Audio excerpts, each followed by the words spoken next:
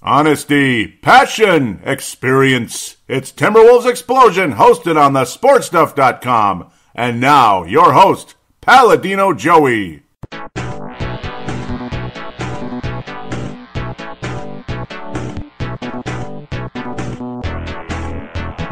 Hello again, Timberwolves fans. Are you ready for the explosion of Timberwolves basketball? I am your host, Paladino Joey, or Joey Awajan. Timberwolves Explosion is available on Apple Podcasts, Google Podcasts, PodMN, Spotify, iHeartRadio, TuneIn Radio, Amazon Music, Stitcher, Double Twist. Yeah, you're like, okay, stop saying all of that, right? Yeah, it's a lot of different applications you can get the show on, so please do check those out.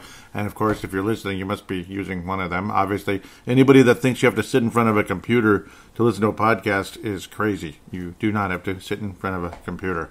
Okay, with that said, I'm sure 99.9% of you know that already. With all of that said, the Timberwolves played 4 games this last week, and remember how I always say it, all losses. Yeah, well, 0-4, that's over 4 at least this week, but 2 for 6, or 2-6 is the record at the moment. Karl Anthony Towns, again, remember the dislocated wrist and the swelling and all that, because when you dislocate a joint, it swells up and it hurts like hell. And well, it's one of those things. It went back in place, and there's no surgery required, but yeah, it's the NBA. It's the NBA. A guy has a stub toe, and he's out for 3 months. It's the NBA, so get ready for that, unfortunately. Not trying to be rude or snarky. It's just reality at the end of the day. With that said, I'll try my best to dig deep for positives, but I'll also be honest about the negatives. And this kind of snowy morning here in Golden Valley, Minnesota, Friday morning for me at this moment, January the 8th, 2021, a year that is off to whatever kind of start you could say it's off to. Not good, really. I don't know. Anybody that thought a new year would be a good thing, I don't know. It's kind of like the same as always, if you know what I mean.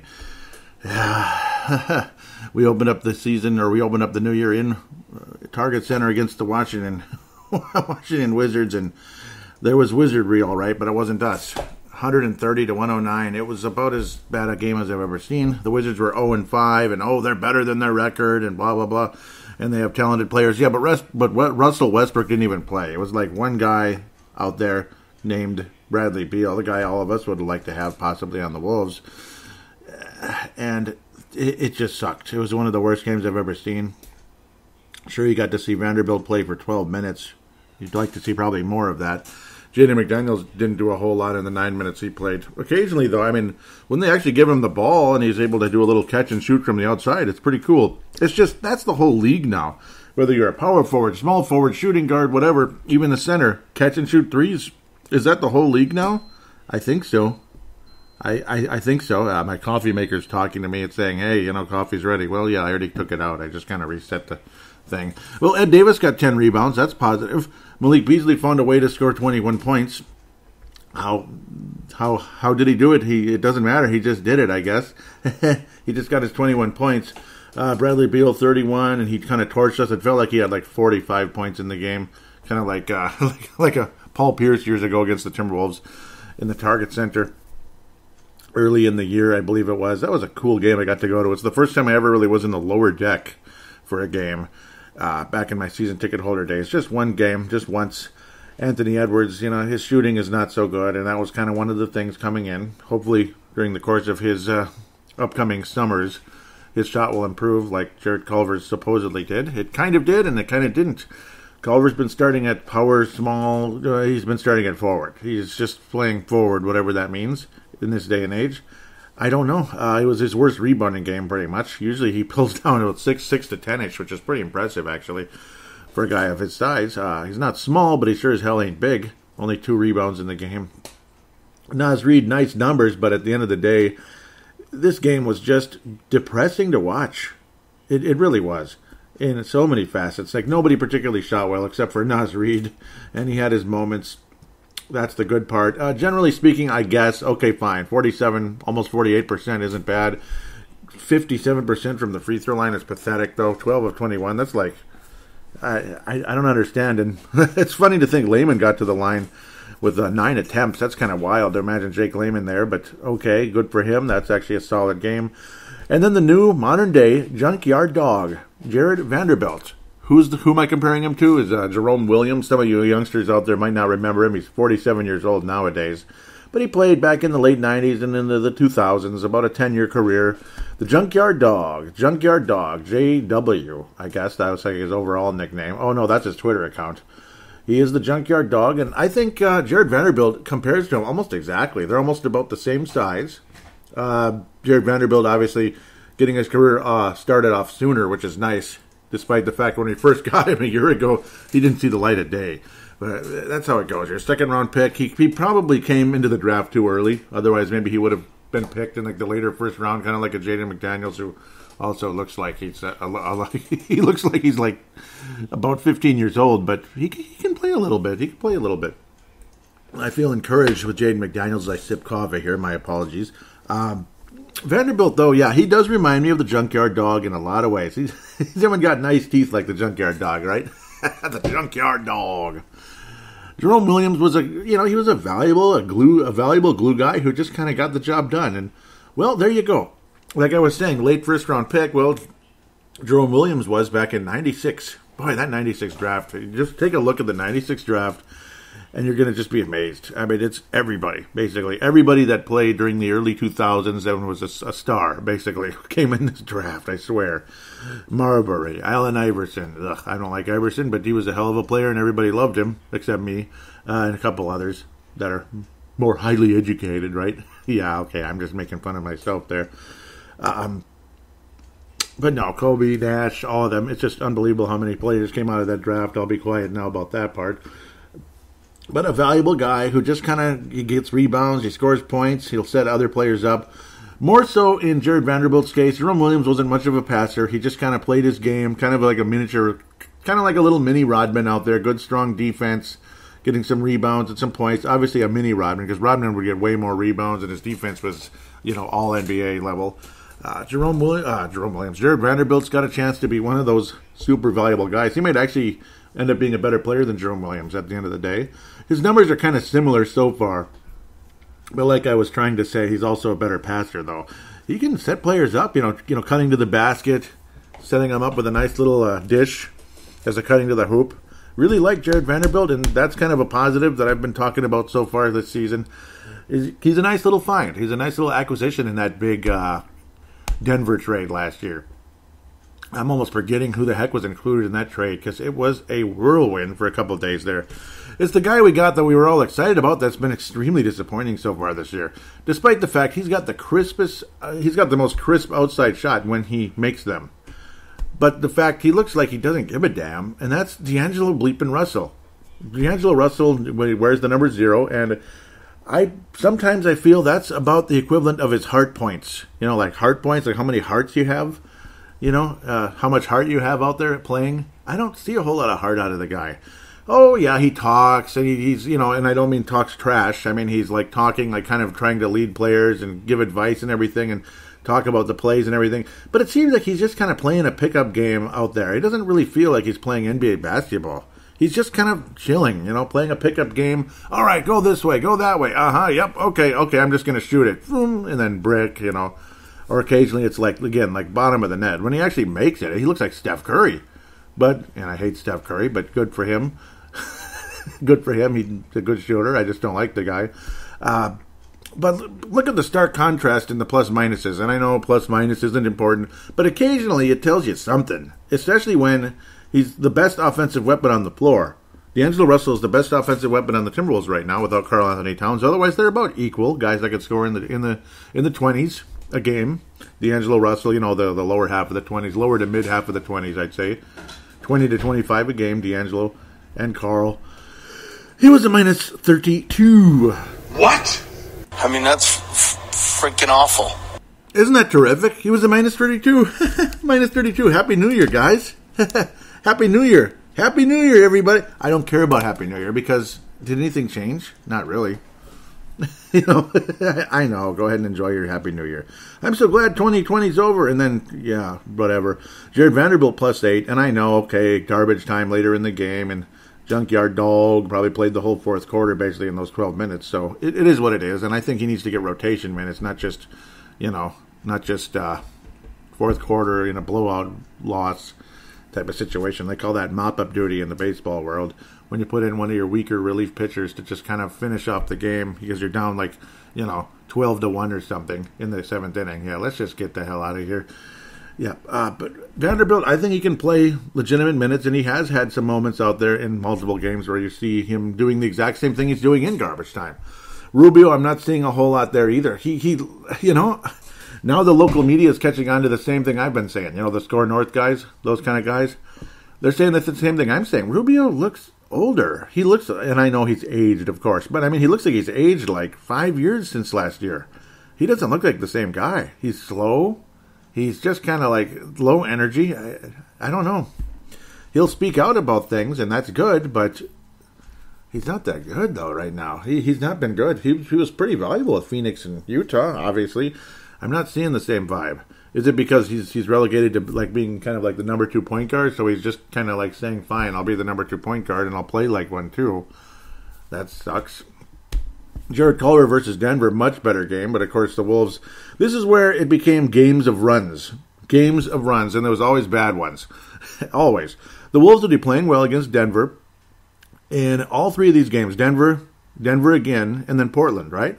And they'd be playing well in every single one of them. And in every single one of the games, the other team, be it Denver or Portland, 2 teams I've just been frustrated with over the years, but fun little divisional rivalries, even though grand scheme of things, I guess, we're not rivals, but, well, we're division rivals. We're not like when I used to call the Spurs a rival, I didn't mean like a real rival, like, wow, Western Conference over and over again. I just meant division rival back in the day because that's what they were.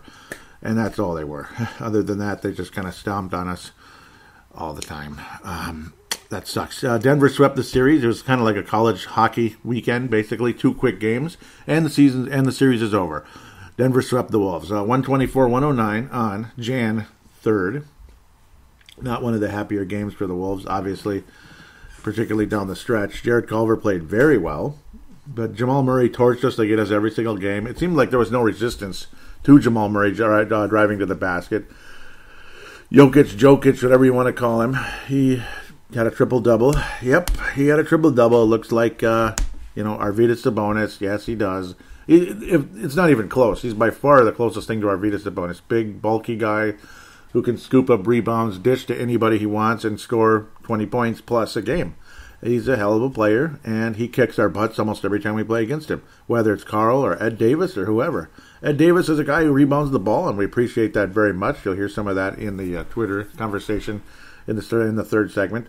Until I get banned from Twitter again for not being whatever Twitter wants me to be, I guess. We'll leave that where that is. Malik Beasley, 25 points against his former team. He played well, but of course the head-to-head matchup with Jamal Murray was about what it was. It was like Wolves versus Spurs. Unfortunately, the other guy won. Let's just leave that as is. We'll just leave it at that. Anthony Edwards, so much for the double-digit, as he had double digits in his 4th straight game. That was cool against the 6th straight game. 5 out of 6, pardon me. He did lose at the game before, pardon me. But another single-digit game, unfortunately, for Anthony Edwards, so he's got to start a new streak up to catch Kevin Garnett and all those guys. LeBron James, it's going to be a while for that one. A long, long while for that, unfortunately. Luckily, he's only 19. But generally speaking, it was a game of runs. I mean, what do they always say? It's a game of runs, and it was a game of runs, all right. Wolves played fantastic in that third quarter. You felt good after Denver had a pretty solid second quarter, and the Wolves were relegated to only 20 points. Awesome third quarter for Minnesota. And then the fourth quarter happened, and that was it. It was just depressing. Like, the Wolves are playing so solid, so well. And then it was just like, get the hell out of here. That's basically what Denver told us. And that's about all I have to say. D'Angelo Russell, 7 of 15, 4 of 7 from downtown. Good numbers, actually. His stats were good, but the energy, something's just not right with them. He reminds me of Kirk Cousins, man. Except, then again, no, it's not Kirk Cousins. Kirk Cousins tries. He just makes weird mistakes and stuff. Russell, I don't know what it is. I don't know. Youth, immaturity, I think. Something like that. And entitlement, because he's got, $29 million a year. It's kind of a combination of all the above. J.D. McDaniels found a way to get 5 quick points in less than a minute. That's cool. And Jared Vanderbilt, 55 minutes in that game. 55 seconds, pardon me. I think Vanderbilt would have been valuable earlier. I mean, he's the kind of guy, you almost would have been better off starting him out in that fourth quarter. It's not like Juancho Hernan Gomez was doing that well for us.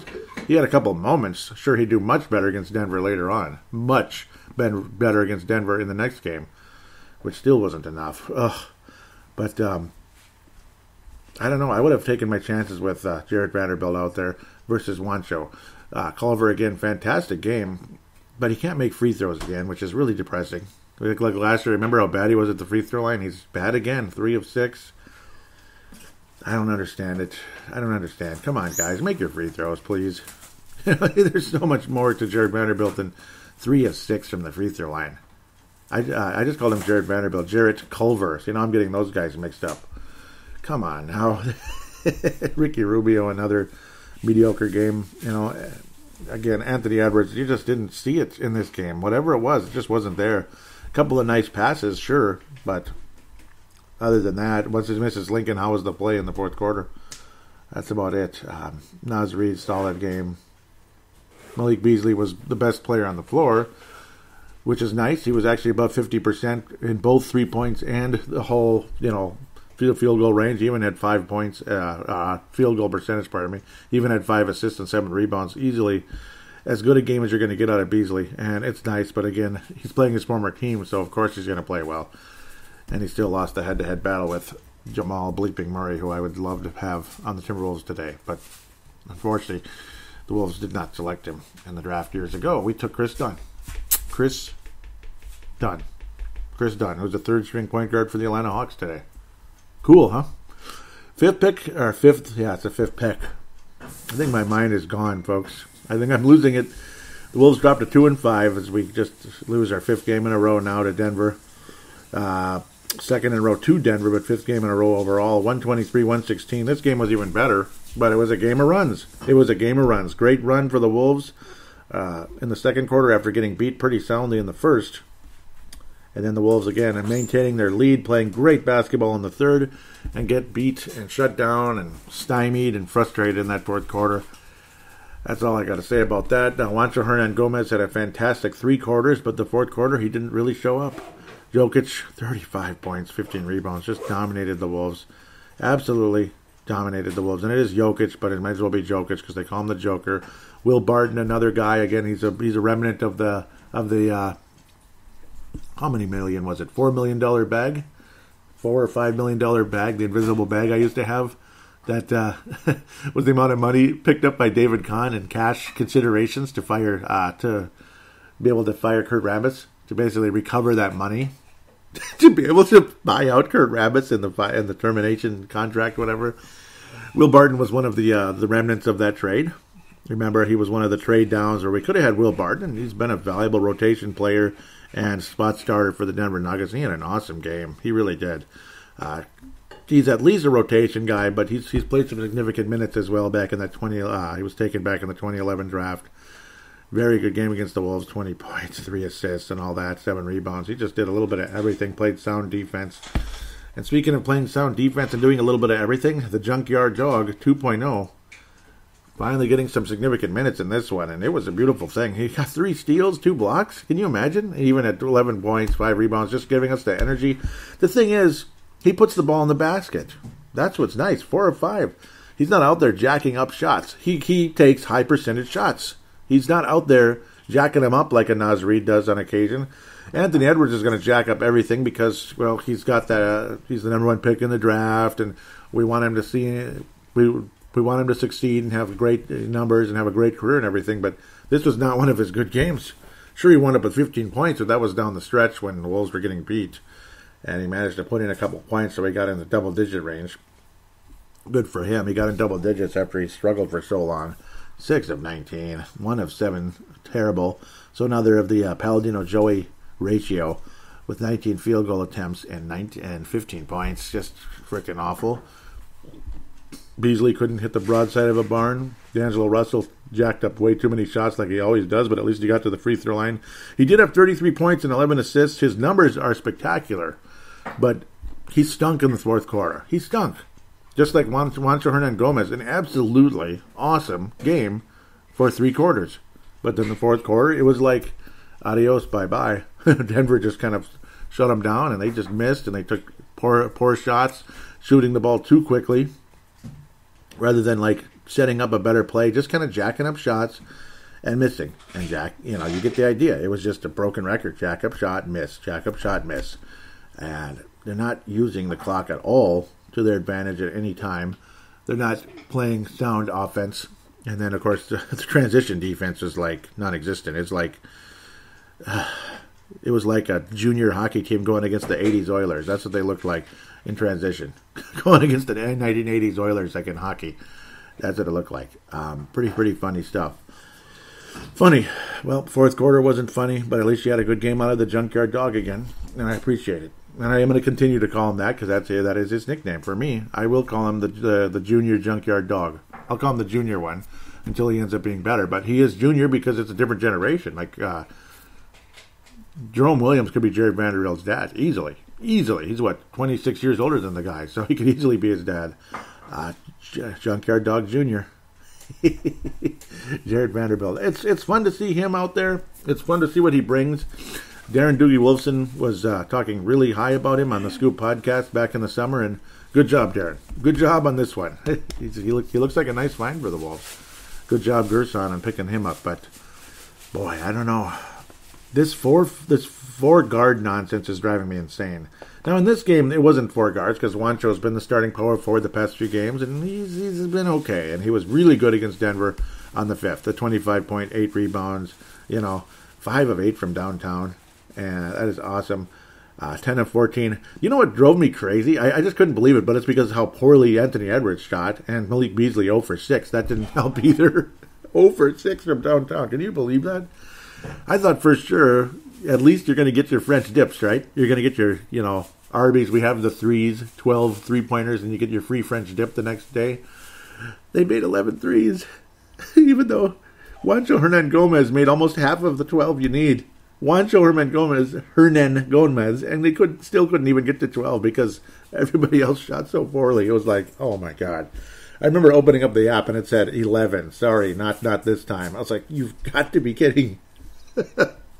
Malik, you could have made 1, right? 1? Anthony, you could have made a second one, right? Excuse me. I don't want to offend him now and not vibe with him. Edwards. You could have made your second 3. Come on, man. A game of runs, and I don't know, the Wolves played in that fourth quarter like they had the runs or something. Yeah, I know that wasn't too funny, but maybe it is for some of you.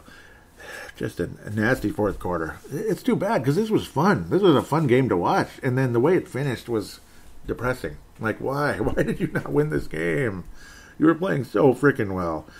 It doesn't help though when guys like Rubio contributed 0 points. He couldn't make anything. He didn't really even attempt anything hardly either. He looked like he looks like he's 37 years old some nights. I don't know, man. And Malik again shot like crap. And so did Ant Edwards. Uncle Edwards shot poorly. And I mean really poorly. Really freaking poorly. Man, we made only 11 threes. Well, we got our French dips last night against Portland, but we got absolutely obliterated after playing fairly well early on. We were pretty good, and then the second quarter, the Wolves had a decent lead, had a little lead. We were playing solid in that second quarter, and then it was like floodgates. And we even got beat by 12 points in the third quarter after being beaten by 20 points in the second quarter. Oh my God! Game of runs? Yeah, multiple runs that were bad. It was a game of runs, all right. Oh boy, that second quarter was really something. It was really something. Say if you were finishing up work or something and were just catching the second quarter, say if you're a second shift person, and it was like, well, we're doing all right. And then all of a sudden, it was like an atom bomb went off. And what the hell? That's how bad it was. D'Angelo and Ant Edwards with 26 points. So it was nice to see Anthony Edwards. He looked really good in this game. Spectacular move to the basket. He looked like a much stronger Andrew Wiggins when he actually would drive to the basket and dunk earlier on when he was a rookie or second year when he played super well. When Wiggins, there was a ton of hope around him still. 26 points. So it was nice to see Anthony Edwards. He looked really good in this game. Spectacular move to the basket. He looked like a much stronger Andrew Wiggins when he actually would drive to the basket and dunk earlier on when he was a rookie or second year when he played super well, when Wiggins was a ton of hope around him still. Now, obviously, Anthony Edwards is already physically bigger and stronger than Andrew Wiggins, which helps.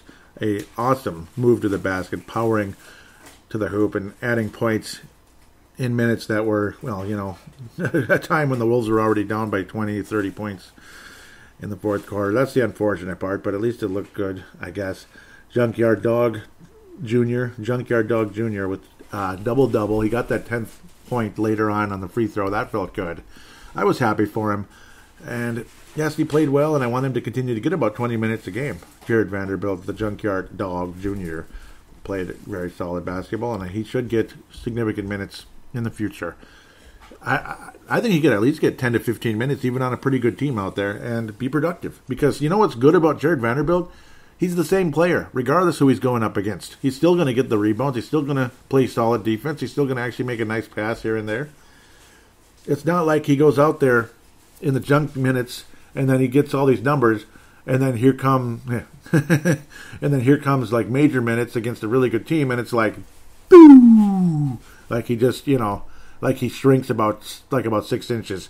When he shoots 0 for 6, he can't make a layup, this and that. No, there's something there with Jared Vanderbilt, definitely, and that's what I appreciate about him in a big way. Russell, 26 points, but I don't know. Is it what Marcus years ago would call empty stats? Well, he actually shot over 50%, so I'm going to give D'Angelo credit. He played pretty well in the game. Didn't set other players up like Rubio, who did get 10 assists. Very solid there. Rubio's kind of in that mode. His offense is like vanished off the face of the earth. He's not making those catch-and-shoot threes he was making at the Utah and Phoenix anymore. It's just gone. I don't know what happened to it, but it's gone, at least for now. But, he's still got the assists, kind of like Jordan McLaughlin like about a week ago, where he didn't score any points, but he wound up with like 10 assists in the game. Pretty cool. So at least he's an okay floor general still, him being Ricky Rubio. But other than that, nothing to be super overly excited about. Naz Reid had a couple of nice moments as well. But again, was it just garbage time and that's it? Kind of. A nice little catch and shoot by Jaden McDaniels. Got a couple rebounds. He made a couple defensive plays. Vanderbilt, though, the way he makes guys miss, and he kind of gets in the mix. I love what he does out there. I really do. And I don't know. I can't stop gushing about Jared Vanderbilt. And I know he's not going to be a starter. He's not going to be a big-time player. But at least you got something. You got something there. A guy that's productive in the minutes he plays. Malik Beasley was not good. And I'm just, I'm saying it like that because he was bad. 3 of 13. He made a few threes, which is nice, but he overall struggled in the game as well. Wound up with 12 points, and again, shooting just another rough 25% type of game for him. I mean, what the heck, man? And Ed Davis, I don't know what happened here. I mean, the guy, normally you put him out there, he plays like 12 minutes, and he winds up with 6 or 7 rebounds. He only got 1 in this game.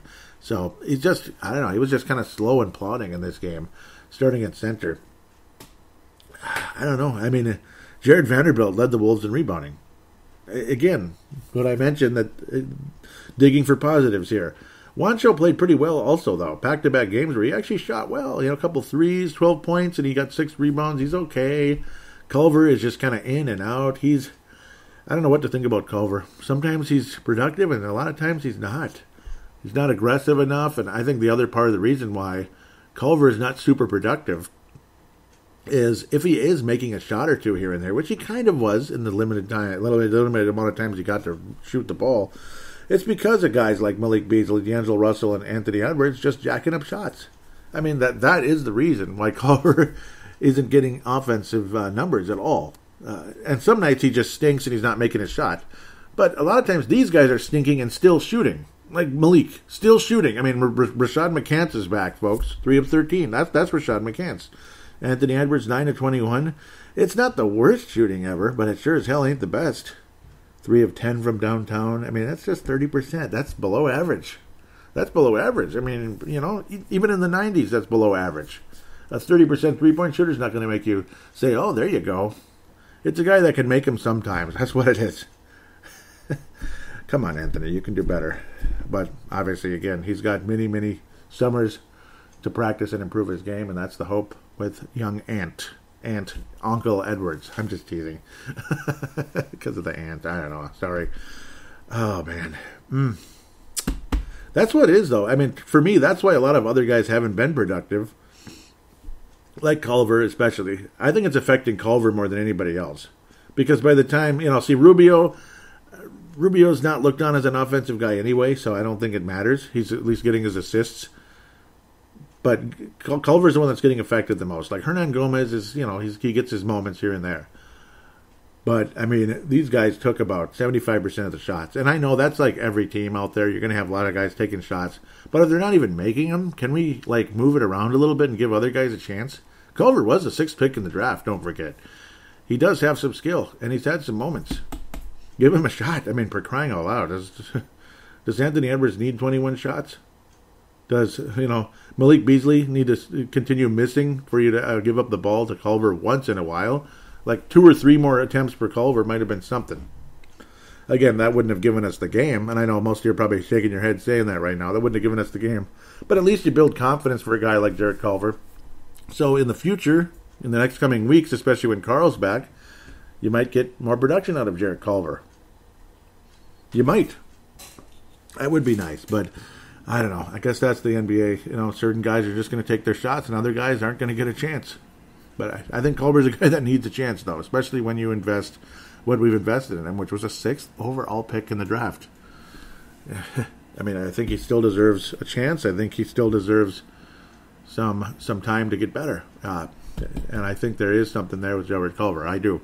I don't think he's a future all-star. Maybe I'll be wrong, and he will be. Wouldn't that be great? But we'll see. I mean, a lot of people laughed when Chauncey Billups thought he could be an all-star still when he came to Minnesota. Yeah, he got the last laugh. Billups made multiple all-star games, not with us, because he only played here for a year. But that's how that goes. Man, that was a bummer. Only played here for a couple of years, Chauncey. And then he went on to Detroit and did really, really well.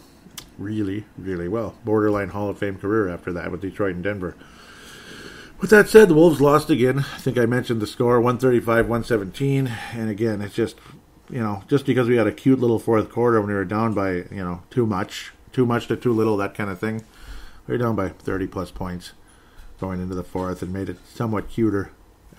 Portland goes up to 500, which is about what Portland is. They're about a 500 club, and we can't even beat a 500 club. We can't even come close to competing with a 500 club. It's pretty sad.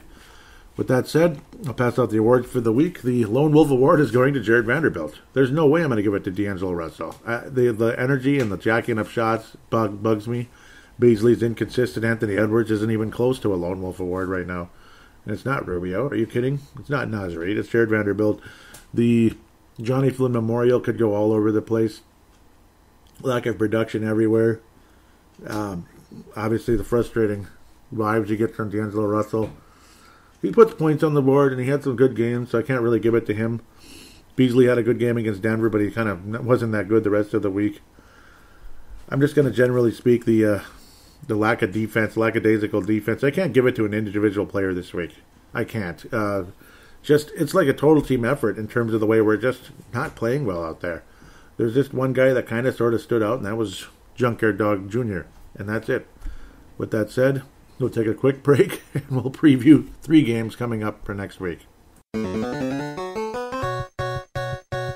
Looks like we just have to keep digging and digging and digging.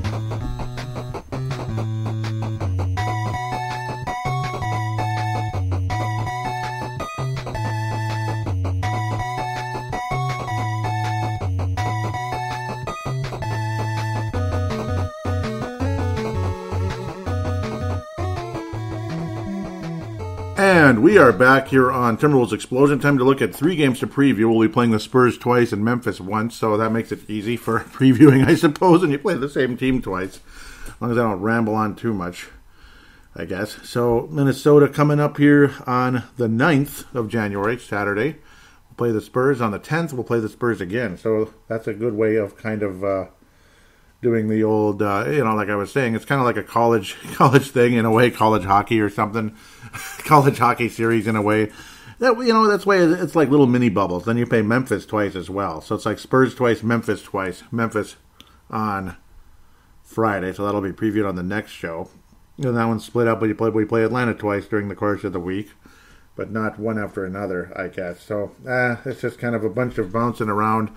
Let's talk about the Spurs. They just beat the Lakers. They just beat the Los Angeles Lakers. How about that? Rudy Gay hitting some shots, having some success. Good for him, I guess. They're 500 on the season. DeMar DeRozan, the former Toronto Raptor. Oh, I can't imagine the poor guy. He was there forever, and he was so good. And then he gets traded, and they win the championship. He gets traded for Kawhi Leonard, and Toronto wins the championship, and the Spurs don't. Spurs are nowhere near winning a championship, unfortunately.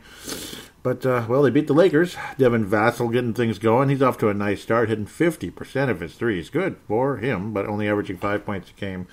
But that's NBA rookies these days. They don't usually get off to huge blazing starts. Rudy Gay, super ancient, but, at least he hit some threes against the Lakers recently. Of course, they lost to the Lakers twice. Before that, the Spurs are 2-3 in their last 5. They lost to the Lakers twice, like I just said, in Staples Center on December the 30th, and then on New Year's Day. On December the 30th, 121-107. On New Year's Day, they lost 109-103 to Los Angeles on New Year's Day. And then on the 3rd of January, they get pummeled. It's just like Washington versus Minnesota, same score, actually, at home by the Jazz. 130-109, same score. Yuck. Then the Spurs beat the Clippers and Lakers in Staples Center. That's kind of impressive. And then now they come to Minnesota for a duel, a couple of games here, a weekend series. We're going to sweep the series, damn it. I hope we do. But yeah, they beat the Clippers 116-113 and then 118-109 last night against Los Angeles, the world champion, Los Angeles Lakers. Good game for Rudy Gay and others, but Rudy Gay stood out in a big way. Blah, blah, blah, blah, blah, blah, blah. DeJounte Murray. Nice performance so far this year. He's not shooting super great, but he's putting numbers on the board. He's getting the rebounds. He's getting assists. He's kind of doing a bit of everything. He's been a nice find for the Spurs, but that's what they do well. Patty Mills, the spark plug off the bench. He's hitting 56% from downtown. That's pretty damn good. So they're hitting their threes. At least some of them are. Keldon Johnson, not Kevin, but Keldon. He's performing decently well, getting the rebounds. He's actually leading the club in rebounding, but he's kind of a double-double threat a bit.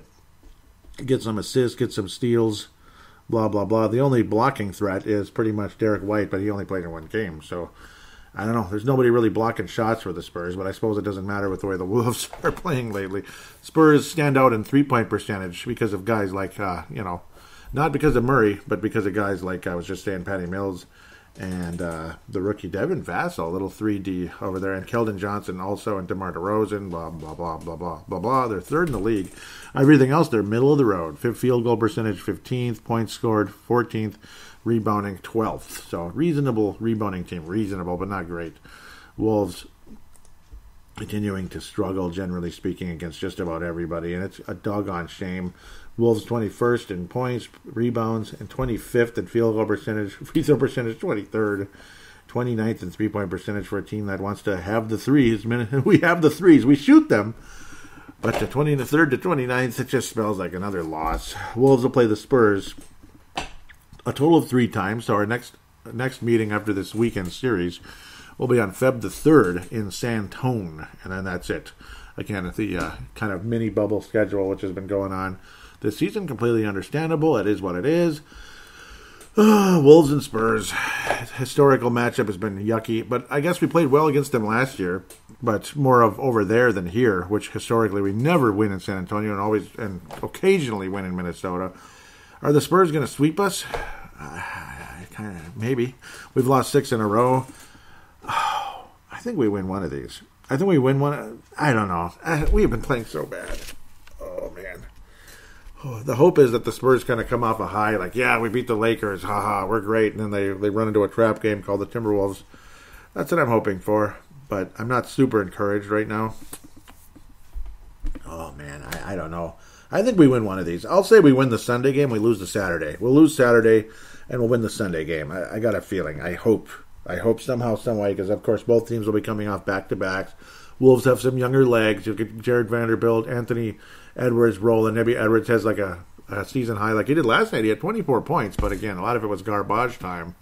But some great plays down the stretch. Hopefully Edwards can break through here a bit and have a nice month of January the rest of the way and average 20 points a game or something, or 15 or something like that. But I think Anthony Edwards in one of these games, particularly Sunday, is going to break out and have a career high up to 30-ish, up to about 30 points a game, or in the game, about 30 points in the game. He's gonna break through. He's going to use his athleticism, and I think he should do that more than just jacking up outside shots.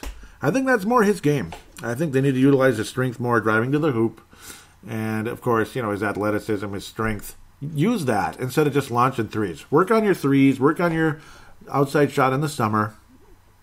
You fade away all that cute stuff. Keep working on that. I mean, keep it coming, but don't rely on your jump shot, Anthony Edwards, at this point. That's just not his game. Catch and shoot threes here and there, sure. Those are a higher percentage than, kind of going up there, dribbling and jacking up threes. He needs to rely on his dribble drive and his insane athleticism. He's got Dominique Wilkins-like athleticism. And there I go again, because I did that with Dominique. I did that with Andrew Wiggins. But this guy he almost looks like Dominique Wilkins out there in a lot of ways. Will he ever be that good? I don't know. But it's funny how both of them went number 1 overall in the draft when it came to Wiggins and Anthony Edwards. To me, they're night and day as players. Obviously, Anthony's stronger. Anthony's more competitive. Unfortunately, both of them do jack up shots. Both of them jack up shots. But at least one of them, they're not the stupidest shots in the world. It's just, it's like spot up threes, spot up three, spot up three. It's not like he's just out there doing weird, like, long 2-point fadeaways from God knows where and think it's the most beautiful shot in the world. So that's the big difference. Anthony Edwards will be the hero, and the Wolves win on Sunday. The Wolves do not win on the 9th. I think it's just another typical Wolves loss by like 10 to 15 points, like 10 to 20 points, something like that. It's going to be a double-digit loss, the same old crap. Spurs wind up with like 125. Wolves wind up with like 110, something bull crap like that. But then on Sunday, I've got a sneaky feeling maybe Spurs struggle a bit, and Anthony Edwards goes off, and the Wolves end up winning the game by a final score of, I think the Wolves put up some numbers. A big, big game, big, exciting game. I think Vanderbilt's going to be a factor as well in that one, using that quickness and that, just using his hustle. He's going to out-hustle some of those older Spurs players, because there are older guys on the team now. Obviously there are. Use some of that quickness. He'll frustrate some players, even get to the free throw line and hopefully make them. And Anthony Edwards will do the same. Wolves end up winning 130 to 125. An epic battle, but the Wolves beat the Spurs 130 to 125 on Sunday. Now we go to the Memphis Grizzlies. This is, I don't even know if I gave them a shout out on the last show. I think I did. I always do, right? Almost automatically. The Courtside Podcast, Wayne Hunt, the alpha dog of the Courtside Podcast. And get back on the show, damn it. Where have you guys been the past? Man, it's been a little while. Missed you guys. Major shout out to the Courtside Podcast, Wayne Hunt, out of Sydney, Australia. Memphis Grizzlies fan. Vince Germano. I keep calling him Vinrock, but yeah. The People's Champ. And the Lakers fan, Vince Germano, out of Melbourne, Australia. And, of course, Stu Benson, also a Lakers fan out of Sydney, Australia. So he's kind of sort of a neighbor to Hank McCoy. I just called him Hank McCoy. That was his old nickname, Wayne Hunt. Sorry about that. I'm still saying Hank McCoy. Hank McCoy! I used to love how he'd say that. I'm Paladino Joey, damn it. I'm Paladino Al or something, right? I'm Paladino Al Pacino. I'm Al Pacino doing the Timberwolves podcast. Yes, Memphis Grizzlies. They're 2-6. The Wolves are 2-6 as well. Hold on, I got a cigar. I got to finish my cigar here. Okay, so Karl Anthony Towns, is he ever going to play again? I don't know. Who's it? Jonas Valanciunas? I don't know about that. John Moran, oh my God, he's kicking ass. He's 26 points a game, but he doesn't get, I guess he gets some assists, but not as good as Ricky Rubio, something like that. Okay, sorry. Memphis has been a pain in the ass for the Wolves forever. Back in the day, right, when Marc Gasol used to frustrate and bully Karl Anthony Towns all the time. He'd out-rebound him, he'd frustrate him, he'd stymie Karl Anthony Towns to like 11 points on like 3 of 13 or some crap like that. Something like that. Karl would jack up like 7 threes and make one. One of those kind of games. One of those. Just one of those. And then now they're more of an offensive team. Well, no, they're not. They were last year. They're not this year. They were last year. Now they're down to 27th in the league at the moment, only averaging 105 points a game. But they are out-rebounding a lot of teams. They're 10th in the league. They're in the upper echelon, you could say. And then both teams stink in field goal percentage, separated by only 0.1%. Memphis, slightly worse than the Wolves. But they make their free throws, and three-point percentage, same thing. They both stink from downtown. This is the only series of the whole season between these two clubs. Wolves 0 for their last 5. Memphis 1 for their last 5. As I try not to cop to death, thank God for the little pause button there. Their only win, well, their most recent win, but that is the Memphis Grizzlies, was on Jan the 1st, 108-93 versus the Charlotte Hornets, the Charlotte Hornets. Otherwise, they lost to Boston on the 30th of December. They got swept by the Lakers, big shock. So, Stu and Vince having their little usual, like, yeah, you can't beat us, that type of thing. Because they did that to us, they did that to Wayne Hunt, they do that to everybody. You guys are bullies, you know that? You're bullies. Okay, no, not really.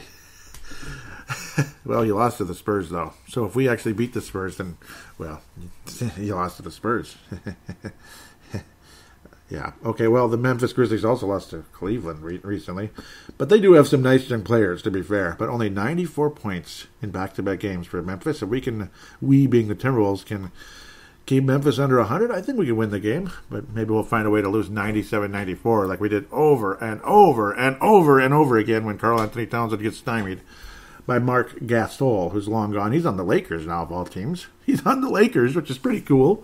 Mark Gasol, who was traded for Pau Gasol. He was buried on the Lakers bench because he was young and nobody really kind of, it's kind of like Greek Freak versus his brother, that kind of thing, where you don't really hear about his brother. But then all of a sudden, Mark Gasol ended up being fantastic, and Pau is obviously fantastic as well.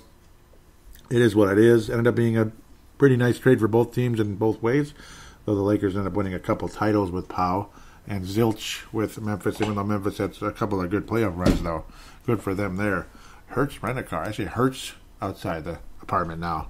Again, beautiful snow kind of all over the branches out there. The little forest behind me with the train track. Okay, sorry. Wolves versus Memphis. What's going to happen? What's going to happen? Ja Morant is actually suffering of the left ankle injury. That's one of the main reasons why the Memphis Grizzlies have been struggling, losing games and not scoring points, because Ja Morant is a scorer. He's only played in 3 games. If Ja Morant is not able to play against the Wolves, Wolves should win fairly easily. Famous last words, right? Dylan Brooks has been a thorn in the side in the past for the Wolves. Gorgie Zheng is having a Gorgie Zheng-like season. 9 points and about 5 rebounds. That's about Gorgie. Tyus Jones is about Tyus. He's averaging about 5 assists, which is nice. Doesn't score a whole lot, but he's adequate.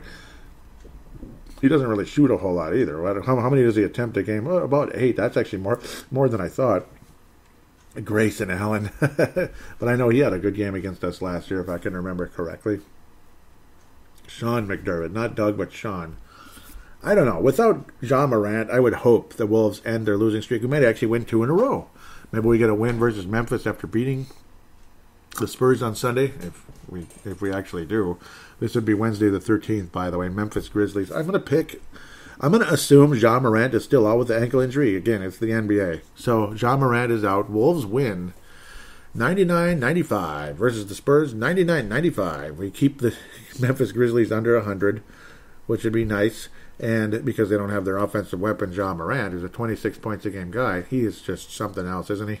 So don't blame a soul for being in love with Ja Morant. See, that was a rookie that got started last year and was just bada bing, bada boom, I can play in this league. Kind of like Trae Young and the, I think, slightly overrated Luka Doncic. Did I say that? Yeah, he is slightly overrated because the way people fawn over the guy like he's going to be a 12-time MVP. No, he's not that good. Come on. He's really good. He might get an MVP or 2. MVPs don't just come flying out of the sky to certain players. Even, Doncic is good, but he's not at that level to me. He's not going to be the league MVP the next 10 years. Greek Freak, I think, is ahead of him, and a few others as well. Ja Morant is one of the better players, and we'll get to see Trae Young next week with the Hawks, who are playing pretty well this year. and love their unis and all that. God, they're the coolest uniforms ever. Memphis, their uniforms are kind of comforting. I kind of like that baby blue, that sky blue look. It's calming, and maybe that's why they don't score a lot of points, because they're just calm and collected and play some defense. I like that color. That's kind of a periwinkle color. It's not bad, actually. Memphis, I think the Wolves win 99-95 over Memphis, and we actually win 2 games in a row and probably don't win the next one, or vice versa, on Friday the 15th. Friday the 15th is the next game the Wolves will play, but I will not preview that until next week, even though I almost could preview it, but I just won't, I guess. But we'll win one and lose the other, basically, is my opinion. I don't think we get swept by Memphis or San Antonio. And if we do, Ryan, I think I don't know, I think Ryan's seat's going to start warming a little more and more and more, because, I don't know. Something, I mean, he's got to get guys to play a little better than this. I mean, they're not that bad, are they? Again, famous last words, right? With that said, we'll take a quick break and get to fan interaction and wrap this sucker up.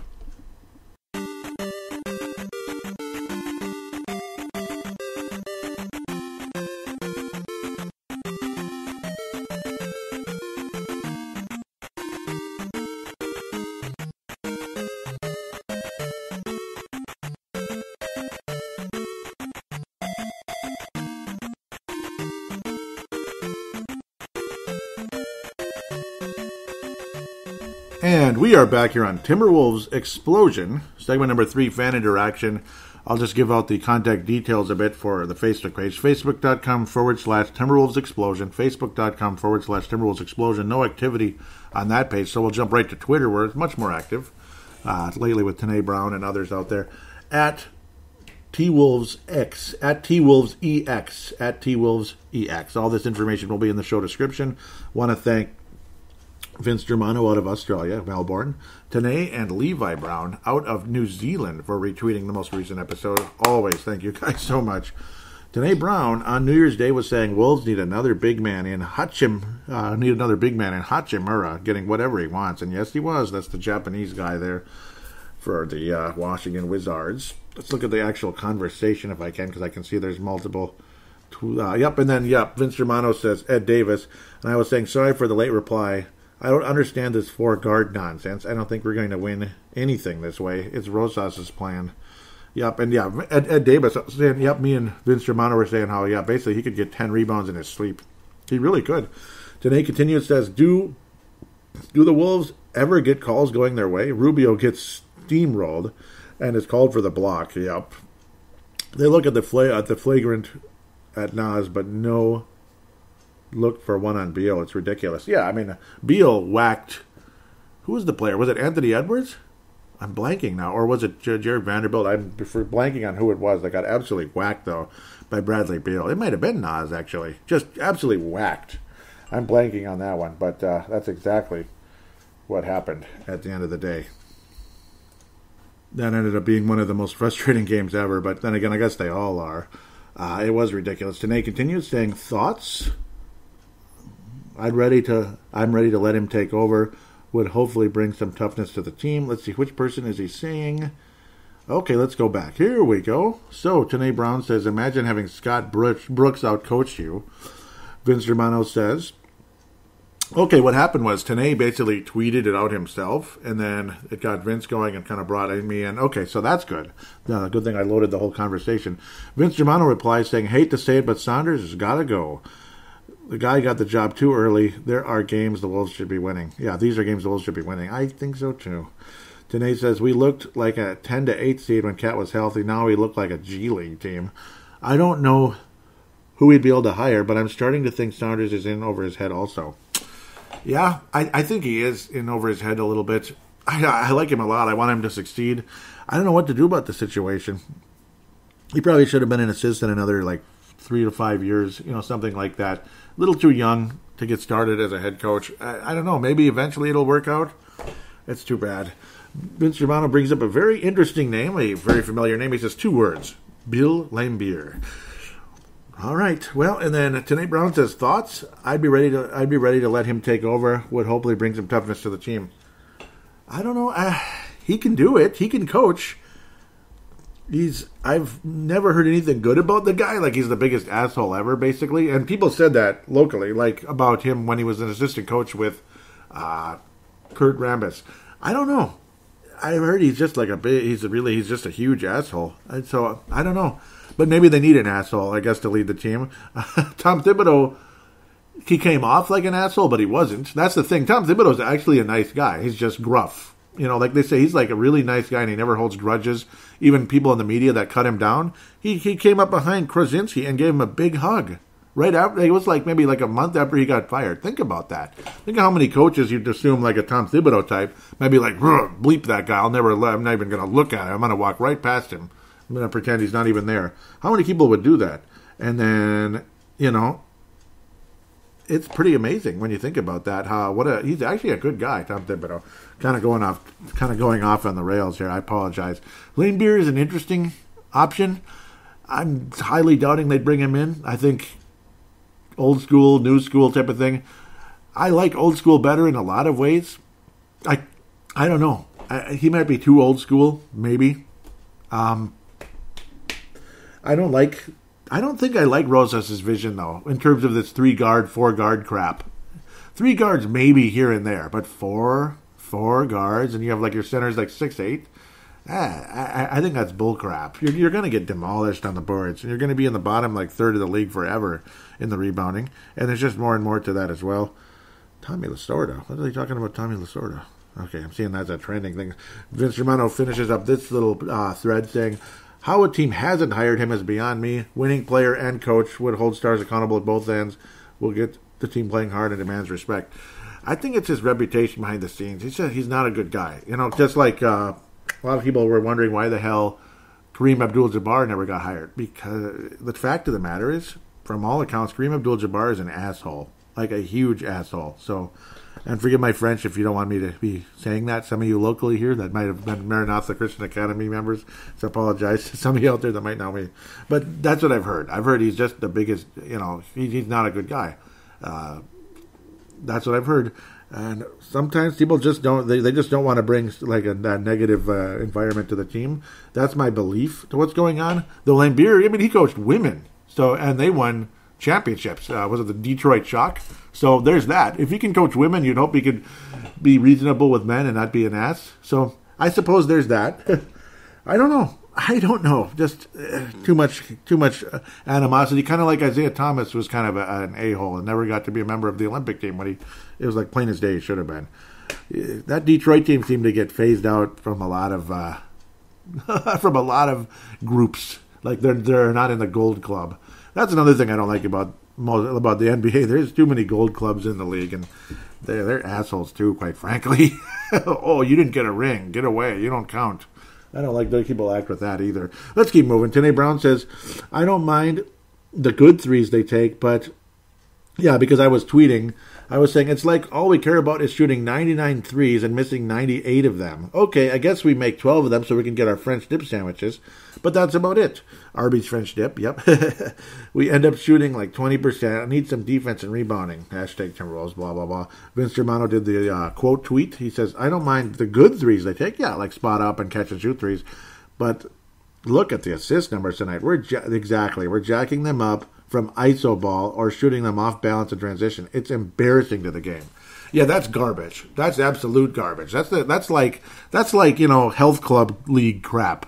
Or like, intramural league basketball. I loved playing intramural league basketball, but there was always 2 or 3, forgive the word again, assholes that would never pass, and they just shoot the ball from wherever, however, whichever. It was obnoxious. Pass the Mickey frickin' ball, you little jerk. Pass the ball. You're shooting like 12%. Pass the ball. I mean, there are people I just wanted to punch their face in.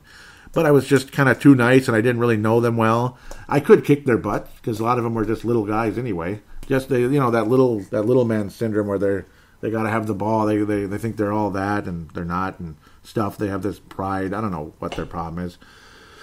And I was saying that's the thing. They're literally just jacking them up and missing over and over and over and over. All Anthony Edwards' points tonight were pure garbage time. So disappointing from a week ago. He's really struggling. And Tanae Brown nails it here. Just like we were kind of both nailing it together, but he, sealed it nicely here in a big way.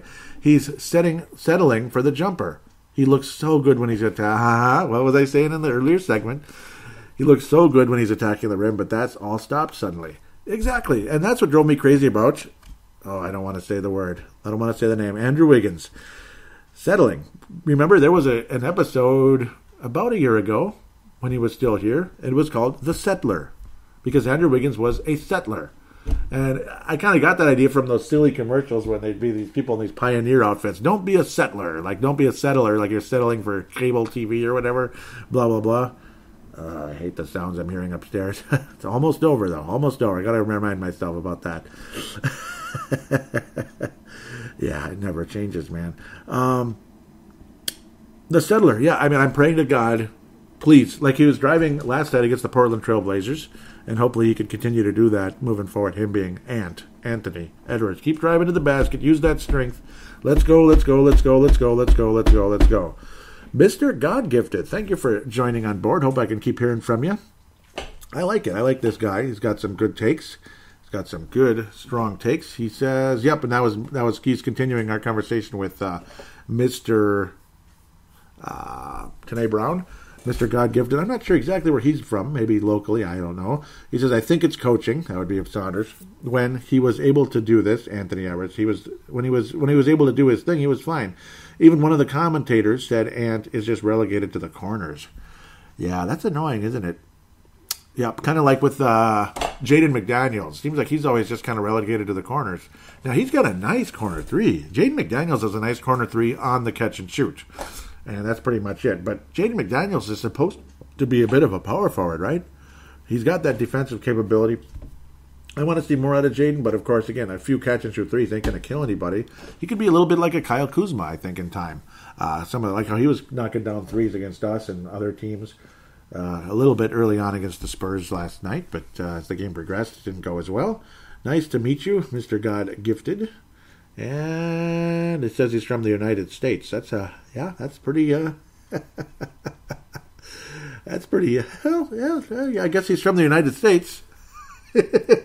So he's locally that way. He's from the same country. He's not from New Zealand or Australia. So he's kind of local. I'm guessing he's from Minnesota, though. That's my guess. Janae Brown continues. A new one says, if they're going to keep him in the second unit, that being Anthony Edwards. Yep, that's got to be who he means. He should be leading it in usage percentage. Ball should be running through him early in the clock. Might look better when Rubio gets relegated to the second unit. Who are we talking about? Is it Anthony Edwards? Yeah, it's Anthony Edwards. He was actually wrapping up that conversation. That was a good one. Vince Germano saying Ed Davis, the conversation. Mr. God Gifted followed. Hopeless Wolves fan followed. Thank you very much. Yep. I think he was following my original one, so he might be kind of joining on board again. I appreciate that. As we had a little conversation last night when I ranted a bit when the Wolves were getting demolished by Portland because I got quiet during the week. I was saying, it pains me to say this, but we absolutely suck. And Hopeless Wolves fans had agreed. And Norm Green Still Sucks podcast.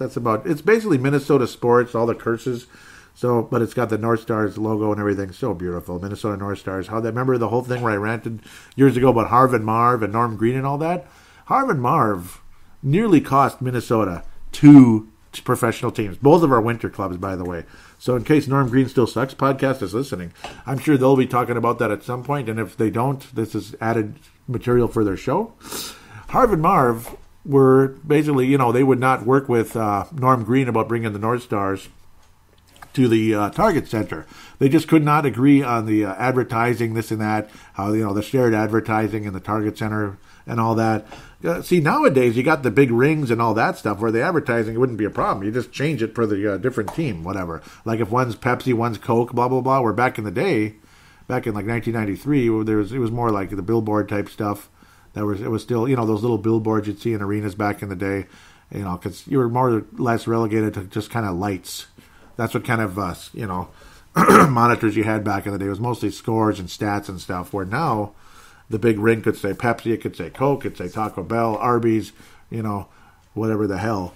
But back then, Harv and Marv just would not agree with Norm Green. Norm Green could have worked Could have had the North Stars in Target Center. At least he tried, as much as an ass as Norm Green was. That's another asshole, by the way, who couldn't work with anybody well. He was a jackass. He could have at least brought the value of the team up, moving them to Target Center, and then sold them and got his money and moved on to whatever he wanted to move on to, just being richer, I guess. But Harv and Marv wouldn't work with him, and then they tried to sell us to a team that would move us to New Orleans. So Harv and Marv are jerks, too. Harv and Marv still suck also.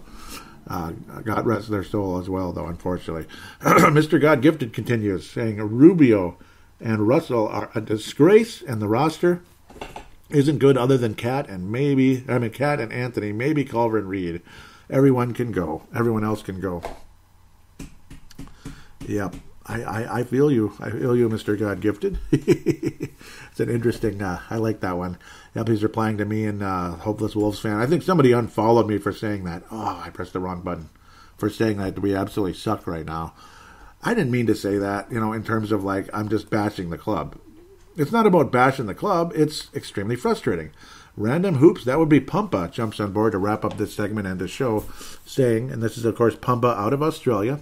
Brisbane, I believe, is his part of the country, his city there. He says, ha, bro. Can't be good all the time. You have some talent to work with. And then I was kind of like, well, yeah, but you know who Pumpa's team is? It's the Golden State Warriors. And I was saying, wait, didn't I reply to him? Oh, what? I replied to him. Where is it? Okay. I say, but lately it's never good. It's not like we're coming off 3 championships the last couple of years. Hint, hint, nudge, nudge. Of course, I don't know if he was probably asleep already by the time I responded to that because it was late in Australia time. That was actually this morning for myself. So, yeah, I mean, it seems like we're never good, though. So that's the thing. We do have some talent. We'll see. Thank you very much. Hope to hear from you more and more. Reese Pedretti, Pumpa out of Brisbane, Australia. Yeah, getting frustrated about something, but I'll leave that alone. It's almost over, Joey. It's almost over. Remember that. Yeah, Vince Germano knows a thing or two about that. With that said, I will wish all of you adieu. Thank you so much today, Vince.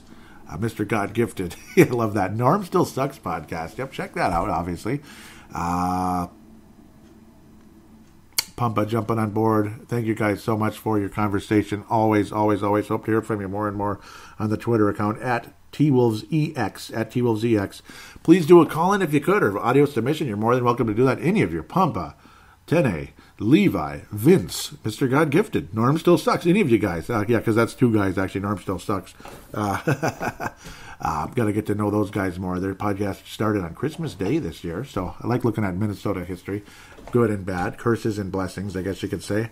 With that said, though, again, the audio submission, simply use any free voice recording application on the planet on your smart device. Just open it, click record, treat it like a phone call, hit stop, save/share it to paladinolive@yahoo.com. paladinolive@yahoo.com. I will then convert it into an MP3 file thanks to Zamzar.com. Always appreciate the free service they give me because it's a small enough file that they don't charge anything, but if you need to convert a bigger file, you can sign up to a monthly subscription to that. With that said, so that's why I'm happy to give them a free plug, because their website existing helps my show. It does. Final thing, please give a positive rating on iTunes or Stitcher or any of the other applications that allow you to rate the show. Positive rating, positive feedback. Thank you guys so much. If you could do that, it only helps. With that said, God bless you and talk to you soon, and hopefully the Wolves get something going this week.